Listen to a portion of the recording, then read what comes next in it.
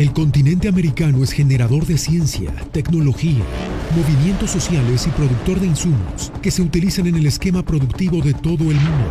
Con todo esto, América es generadora de importantes noticias. Magnética FM y Voz de América presentan Buenos Días América, el informativo más completo y trascendente de este continente. Bienvenidos. Buenos Días América. Good morning, America. Bienvenidos.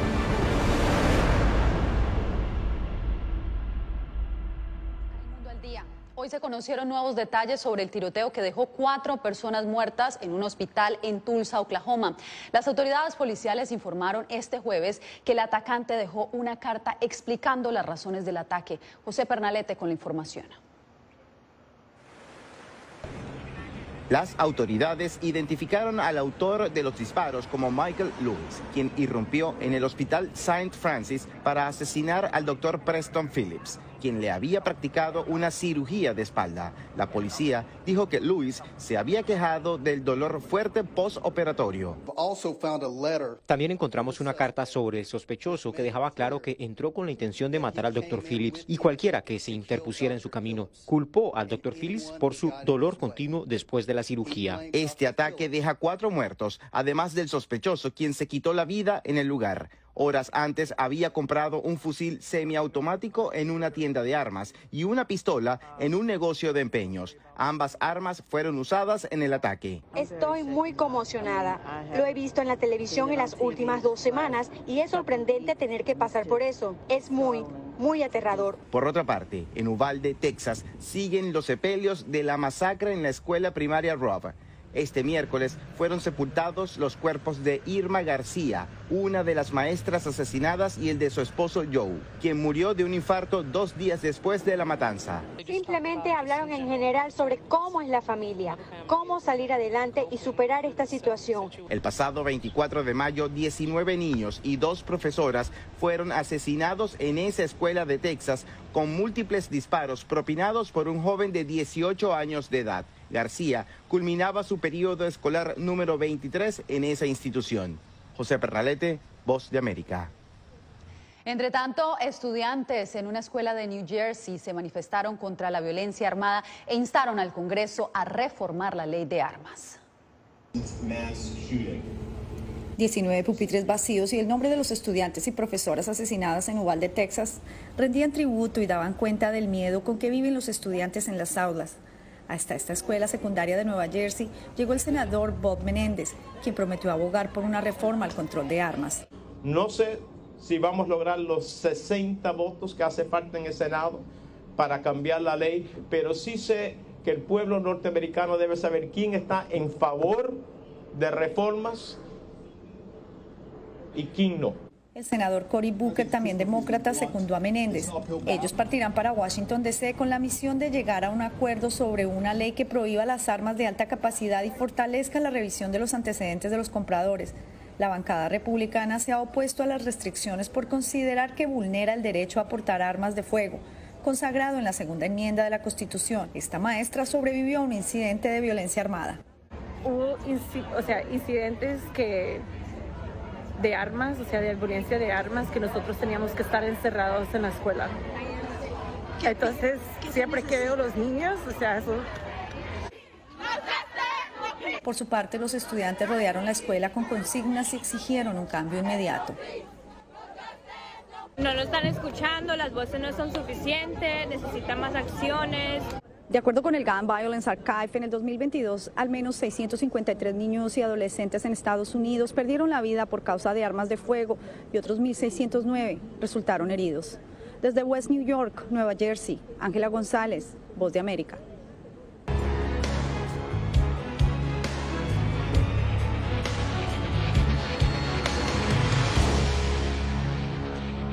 Mientras la agenda de la 9ª Cumbre de las Américas comienza a tomar forma, más líderes regionales confirman su asistencia al foro que tendrá lugar en Los Ángeles a partir del 6 de junio.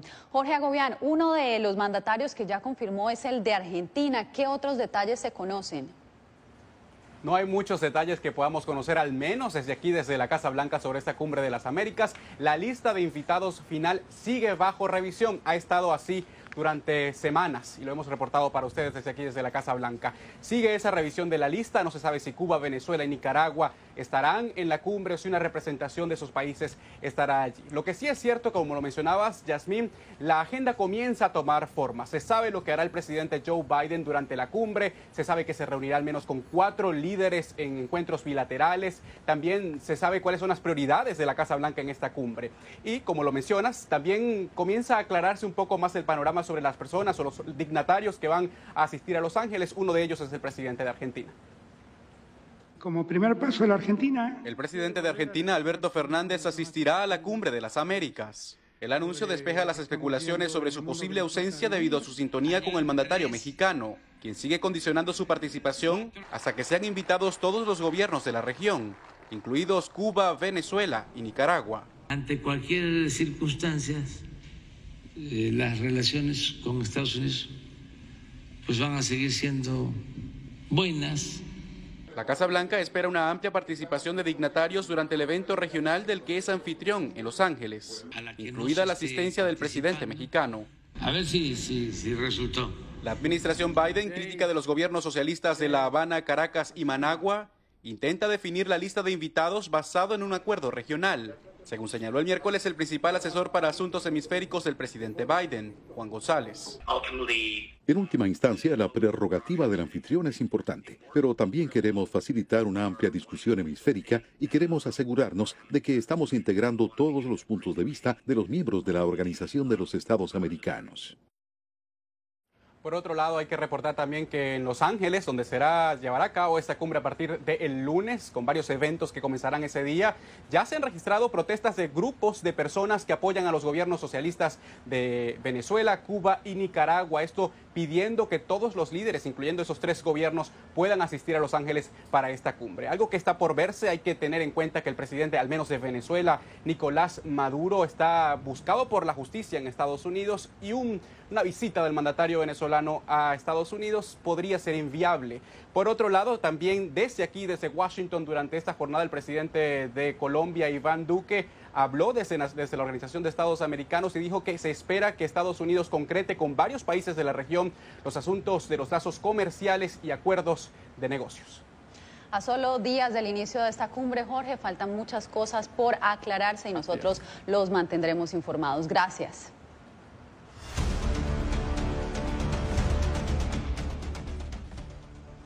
Los mexicanos nuevamente marcan la mayor cantidad de detenidos por la patrulla fronteriza en la frontera sur de Estados Unidos. Vicente Calderón habló con expertos en ambos lados de la frontera para conocer el origen de esta tendencia.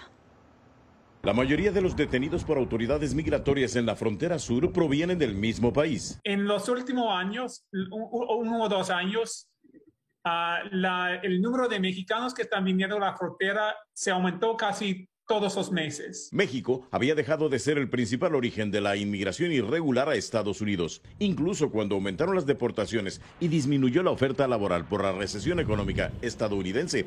Hablaban de tasa cero migratoria entre ambos países. Del 2009 al 2014 regresaron más mexicanos que los que salieron. Pero ahora parece estar emigrando más gente. Tenemos mexicanos que vienen por violencia, mexicanos que huyen por homofobia, bifobia, transfobia, mexicanos que huyen por la pobreza y la falta de empleo. Entre quienes esperan en la frontera para pedir asilo legalmente a Estados Unidos, también hay más mexicanos. Las autoridades no los reconocen. En este albergue hay unos 600 migrantes, casi 70% son desplazados mexicanos. Venimos huyendo de la delincuencia. Algunas medidas parecen tener consecuencias inesperadas que se conjugan con otros fenómenos. Porque debajo del título 42 es más fácil cruzar la frontera muchas veces. Y también ahora hay muchos trabajos en los Estados Unidos. Este mexicano repatriado sobrevivió a una volcadura durante una persecución de la patrulla fronteriza, pero no se quedará en México. Quien ya ha estado en Estados Unidos sabe que vale la pena intentarlo otra vez. Vicente Calderón, Voz de América, Tijuana, México. Juana Alonso, conocida como Juanita, permaneció 7 años en una cárcel mexicana por un delito que nunca cometió. Ya en libertad, la guatemalteca le contó su historia a Eugenia Sagastume. Ellos me apuntó ese pistola aquí en la cabeza. Así Juana Alonso recuerda cómo fue obligada a firmar su culpabilidad. Dicen que son de los ministeriales. Ella asegura que fueron agentes de la Policía Federal Ministerial Mexicana quienes la implicaron en una banda de secuestradores cuando ella era una de las víctimas mientras pretendía llegar a Estados Unidos de forma irregular. No pudo defenderse porque no hablaba español. Tengo un dialecto chuj, entonces yo no lo entendía. Fueron más de 7 años en prisión. Y aprendí a hablar en español ahí adentro y hay veces cuando yo estoy recordando eso, me siento triste lo que me ha pasado, lo que me sucedió. Yo sé que no. Sin poder contener las lágrimas, Juanita recuerda que sus compañeras reclusas fueron su familia por todo ese tiempo. Cuando yo aprendí, ahí me hace mucha amistad, ahí adentro, gracias a Dios, pero por su apoyo de ellas. Califica esos años como una pesadilla y está dispuesta a pedir un resarcimiento al gobierno de México.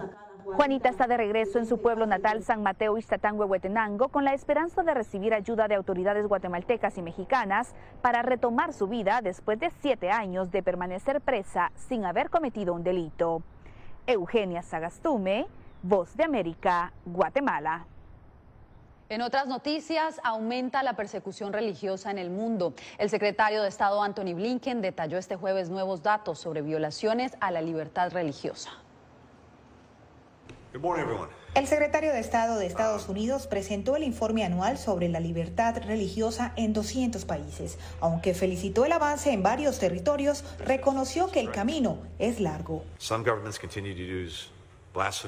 Algunos gobiernos siguen usando leyes contra la blasfemia y la apostasía que prohíben la difamación y la renuncia a la religión para vigilar el lenguaje de las minorías religiosas. Según el informe, en Nicaragua, la Policía Nacional y grupos gubernamentales hostigaron a fieles católicos e impidieron misas en conmemoración de personas asesinadas durante las protestas de 2018. A lo largo del año, el presidente Daniel Ortega y la vicepresidenta y primera dama Rosario Murillo hostigaron verbalmente a sacerdotes y obispos, tildándolos de terroristas en sotana y golpistas y acusándolos de delinquir. El informe ratifica el hostigamiento y represalias contra obispos católicos en Venezuela por llamar la atención sobre la crisis humanitaria. En Cuba, el Partido Comunista siguió controlando la mayoría de los aspectos de la vida religiosa. Católicos en Nicaragua y ateos y humanistas en el mundo, ninguna comunidad ha sido ajena a estos atropellos. Según los medios de comunicación, el 11 de julio las fuerzas de seguridad cometieron actos de violencia, detuvieron y hostigaron a líderes religiosos de múltiples comunidades religiosas que participaban en manifestaciones pacíficas en todo el país. Diva Lizette Cash, Voz de América, Washington. Al volver les contamos por qué después de la pandemia hay más millonarios en el mundo.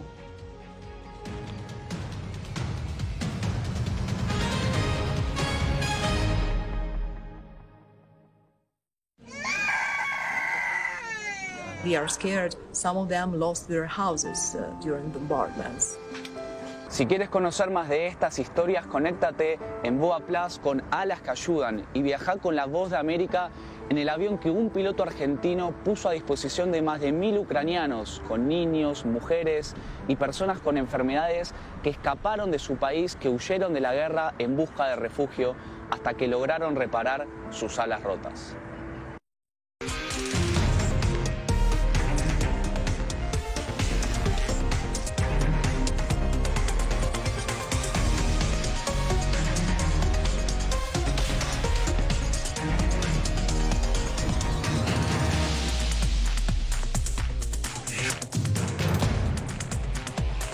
Venezuela 360, cada semana por La Voz de América.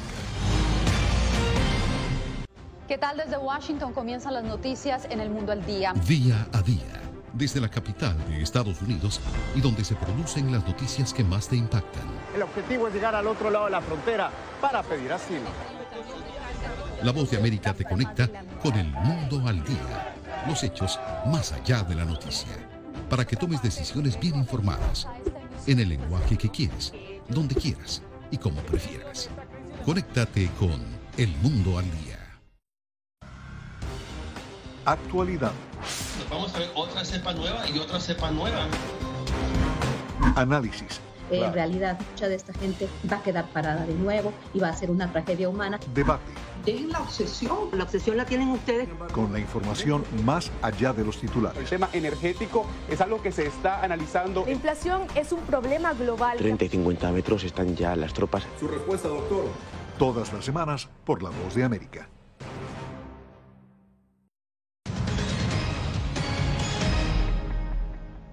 Hoy es jueves de economía y traemos el último reporte de Oxfam. La organización humanitaria informó que después de la pandemia, cada 30 horas emerge un nuevo multimillonario en el planeta, al mismo tiempo que 1 millón de personas cae en pobreza extrema.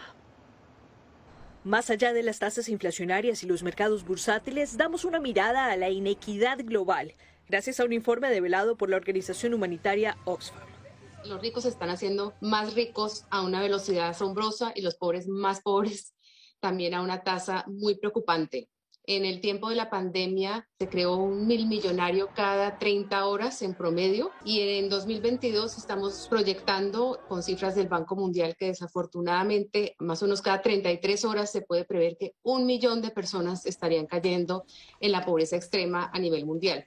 Algo que en los últimos 2 años se ha evidenciado especialmente en algunos sectores donde ha habido un sustancial aumento de la riqueza. El sector farmacéutico, el sector alimentos, sector energético, también sector de tecnología, pero sobre todo en el sector alimentos estamos viendo que se crearon 62.000 millonarios en este periodo de la pandemia, al mismo tiempo que vemos este enorme crisis del costo de vida. Una situación para la que proponen impuestos sobre las grandes fortunas que faciliten una distribución de las riquezas y los recursos en el mundo.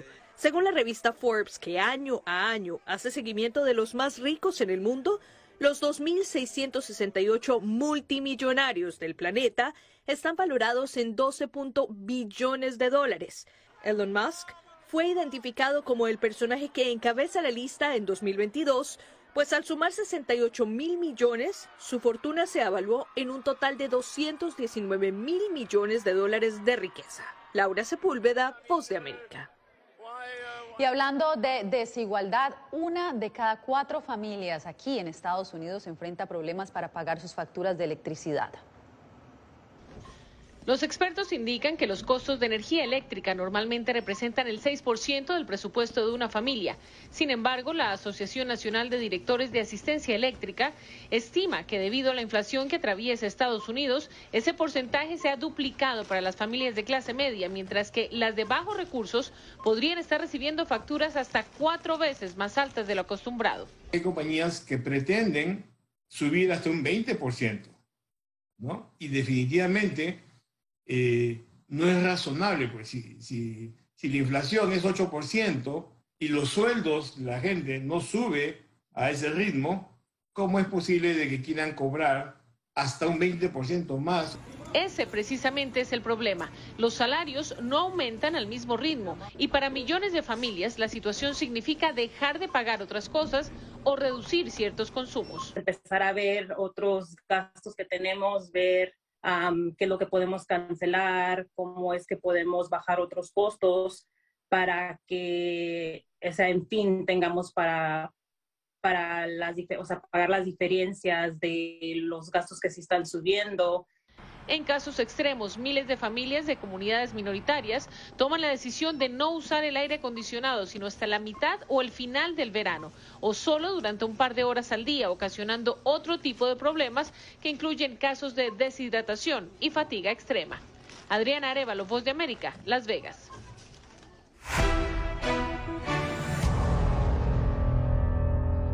En la lucha contra el COVID-19 dio Pfizer y su socio BioNTech al solicitar que la FDA autorice su vacuna contra el coronavirus para niños menores de 5 años. Ambas farmacéuticas ya habían anunciado que en los resultados de sus ensayos clínicos encontraron que 3 dosis pediátricas de su vacuna generaron una respuesta inmunitaria robusta en niños pequeños y que era segura. Se espera que este 15 de junio la FDA emita una decisión. Y usted quédese porque más adelante la RAE rechaza decisión de cierre de la academia en Nicaragua.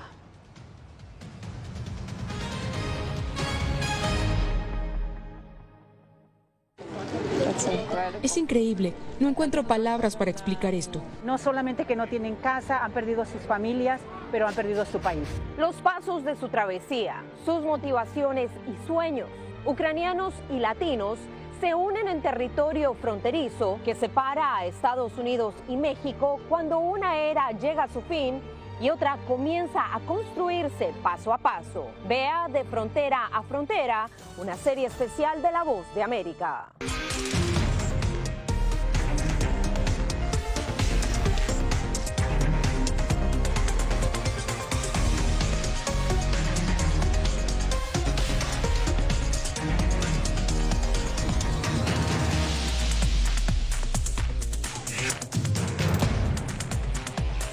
Venezuela 360, cada semana por La Voz de América. ¿Qué tal? Desde Washington comienzan las noticias en El Mundo al Día. Día a día, desde la capital de Estados Unidos y donde se producen las noticias que más te impactan. El objetivo es llegar al otro lado de la frontera para pedir asilo. La Voz de América te conecta con El Mundo al Día, los hechos más allá de la noticia, para que tomes decisiones bien informadas, en el lenguaje que quieres, donde quieras y como prefieras. Conéctate con El Mundo al Día.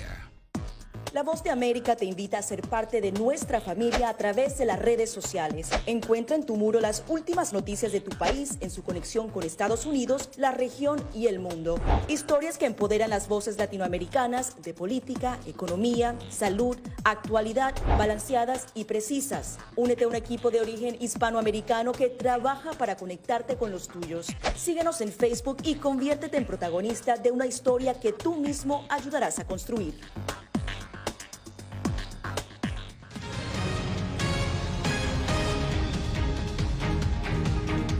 La Real Academia de la Lengua Española reaccionó a la decisión del gobierno nicaragüense de clausurar su funcionamiento en ese país. La Academia y 82 organizaciones sin fines de lucro fueron denominadas ilegales por el oficialismo. Donaldo Hernández tiene los pormenores. José Alberto Montoya es uno de los muchos escritores que lamentan la decisión de la Asamblea Nacional de cerrar la Academia Nicaragüense de la Lengua, fundada hace 94 años y considerada una de las instituciones más prestigiosas del país. Si bien es cierto, la Academia Nicaragüense de la Lengua no mostraba una posición políticamente, ¿verdad?, en esta polarización que se crea post-crisis, pues el régimen ha cerrado todas las libertades públicas. La Real Academia Española, a través de un comunicado, pidió a las instituciones públicas y privadas del mundo evitar la desaparición de la Academia Nicaragüense de la Lengua.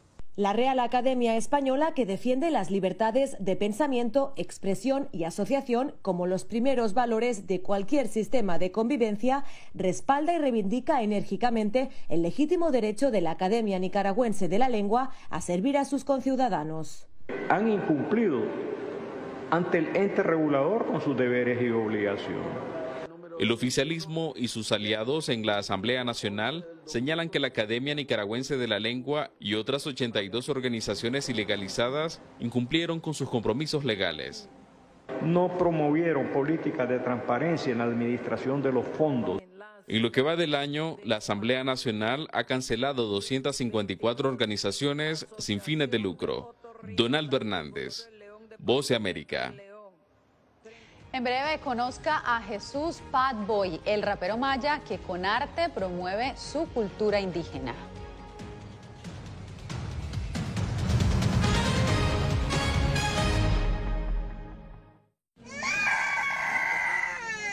They are scared. Some of them lost their houses during bombardments.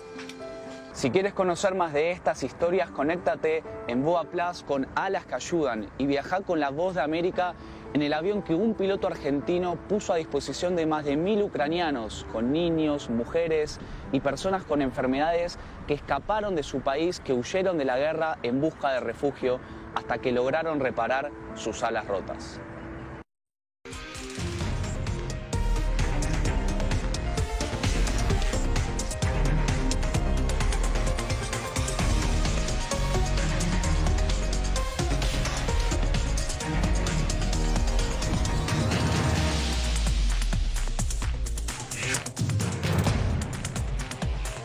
Venezuela 360, cada semana por La Voz de América.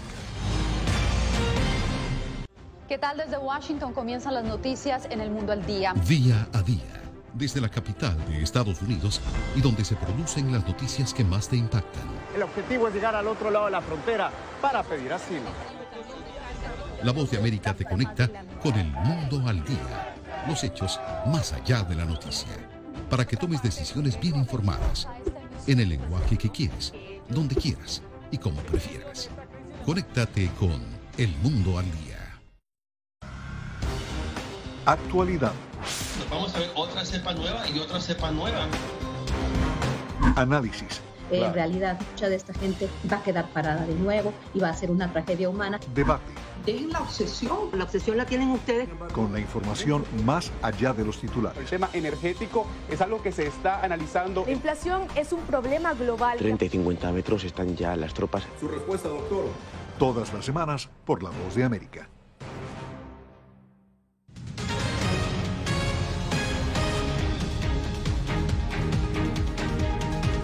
Gracias por seguir con nosotros en El Mundo al Día. El deseo de un artista por preservar su cultura indígena lo convirtió en un pionero del rap maya. Jesús Fatboy ha cruzado fronteras y representado a su comunidad tanto dentro como fuera de México. Verónica Villafañe conversó con él durante su reciente visita para un concierto en Los Ángeles. Mi nombre es Jesús Cristóbal Parchablé, mejor conocido como Fatboy. Fatboy es un rapero con una misión: promover y preservar su lengua natal y cultura. Soy exponente de rap en lengua maya. Yo soy orgullosamente nacido maya. Yucateco es lo que yo hablo. Junto a uno de sus 6 hermanos y un grupo de amigos, cuando tenía 13 años, Fatboy empezó a rapear en español como un pasatiempo. Eventualmente cambió de idioma. Ahora, a sus 30 años, el cantautor es pionero del rap maya. ¿Por qué rap maya? Porque el rap maya es algo donde nosotros nos podemos expresar. ¿Cuáles son los temas que tocas en tu música? Toco mayormente de la vida cotidiana de los mayas, de lo que hacen todos los días y de lo que yo vivo también, y parte de lo que sucede sobre discriminación. Desde su primer video musical, Sangre Maya, que tiene más de 200.000 vistas en YouTube, hasta el más reciente, Hijo del Sol, los mayas son los protagonistas y su imagen y alcance es amplificada en los medios sociales. Estamos en Facebook, YouTube, Instagram, como ADN Maya Producciones o Fatboy Rap Maya. Ahí puedes encontrar varias de las canciones. Para Fatboy, la música es una conexión con la gente. Antes de la pandemia, hacía 4 shows por semana en comunidades indígenas. Tras un año en pausa, comenzó a hacer presentaciones vía streaming en el 2021. Y este año salió de gira en México y Estados Unidos, ofreciendo conciertos en Oregón y California, como este al aire libre en Los Ángeles, donde tiene seguidores. Fatboy también produce canciones y videos para otros artistas indígenas y desarrolla talleres, usando la música como vehículo para enseñarle a los niños el idioma maya y acercarlos a sus raíces. Es muy motivador para los niños. Se va a enseñar maya, vamos a divertirnos y luego comenzar a escribir palabras de la lotería maya. ¡Bravo! Y buscar la manera y luego poner el título de la canción y buscar el beat, que es la música, y se va formando la rima con ellos. Y dice que gracias al rap maya aprendió más sobre su cultura y busca educar a la gente sobre su comunidad. Mucha gente dice que ya no existen los mayas. Seguimos vivos. Verónica Villafañe, Voz de América, Los Ángeles.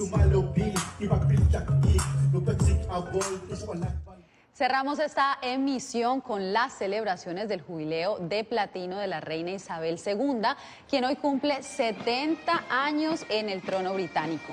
70 aviones sobrevolaron el Palacio de Buckingham, mientras la reina y miembros de la familia real saludaban desde un balcón.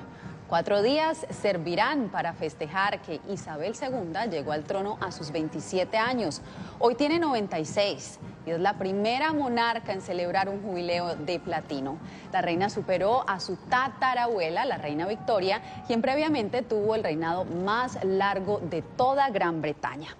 De esta manera nos despedimos por hoy. Recuerde seguirnos en nuestras redes sociales. Encuéntrenos como @Voz de América. Nos vemos nuevamente mañana. Les informó Yasmín López. Gracias por tu atención. Al momento estás enterado de lo más relevante en materia informativa en el continente americano y su relación con el resto del mundo. Esto fue Buenos Días América, una producción de Voz de América, presentado por Magnética FM.